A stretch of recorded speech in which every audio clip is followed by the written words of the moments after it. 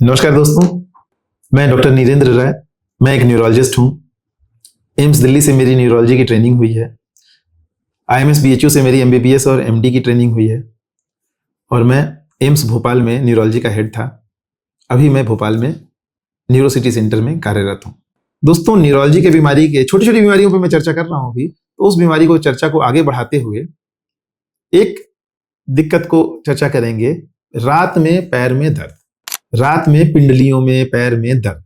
कुछ लोगों को याद होगा बचपन में नाना दादा चाचा मामा पिताजी माताजी पैर दबाते हैं, बेटा नींद नहीं आ रही, जरा पैर दबाते मेरा, और आप उनके पैर दबाते हैं और फिर वो थोड़ी देर बाद सो जाते हैं। ये नॉर्मल सामान्य घटना नहीं है, ये एक छोटी बीमारी है जिसको हम कहते हैं रेस्टलेस लिम्ब सिंड्रोम। अब अंग्रेज नाम ऐसे ही दे देते हैं, हम करें क्या। सिंड्रोम देखने में बड़ा खराब सा लग रहा है नाम। बोलचाल की भाषा में ये रात में पैरों में बेचैनी होती है।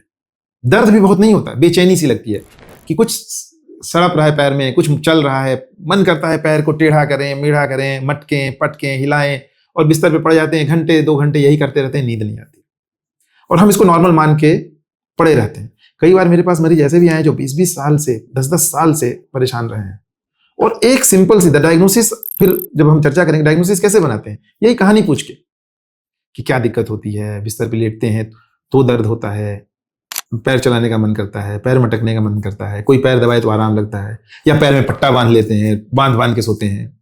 और इसमें एक बड़ी आश्चर्यजनक बात क्या है जानते हैं? दिन में पैर नहीं दर्द नहीं होता।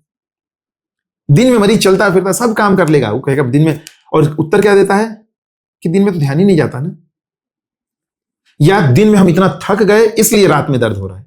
ये दोनों एक्सप्लेनेशन सही नहीं है। ये बीमारी ऐसी है ही जो कि दिन में कोई दिक्कत नहीं करती यूजुअली, रात को ही जब लेटते हैं, जब शांत होते हैं तभी दर्द होता है।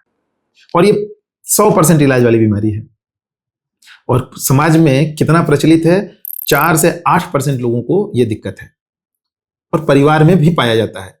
यूजुअली अगर मामा नाना दादा सबको है तो आपको भी होने की संभावना थोड़ी बढ़ जाती है। तो अगर ये दिक्कत होती है तो आप डॉक्टर से जरूर मिलें। कुछ लोगों में 50% लोगों में ये आयरन की कमी से भी होता है। तो एक तो है कि लोहे की कढ़ाई में, हमारे पूर्वज बड़े ज्ञानी थे, लोहे की कढ़ाई में सब्जी बनाते थे, सब दूध लोहे की कढ़ाई में उबालते थे, तो उससे आयरन मिल जाता था हमको।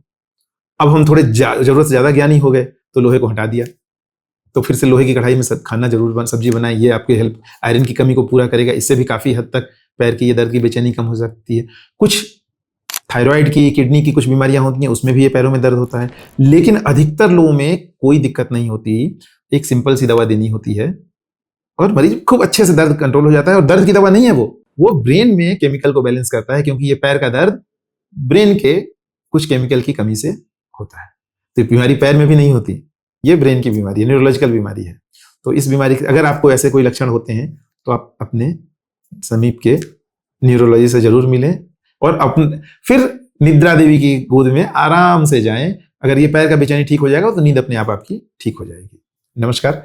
अगर आपको ये जानकारी अच्छी लगी तो अपने दोस्तों को जरूर शेयर करें और हमारे चैनल को सब्सक्राइब करें, क्योंकि इस बीमारी के बारे में क्या क्या जांच होती है, क्यों करना होता है, कब करना होता है, हम आगे भविष्य में चर्चा करेंगे। नमस्कार।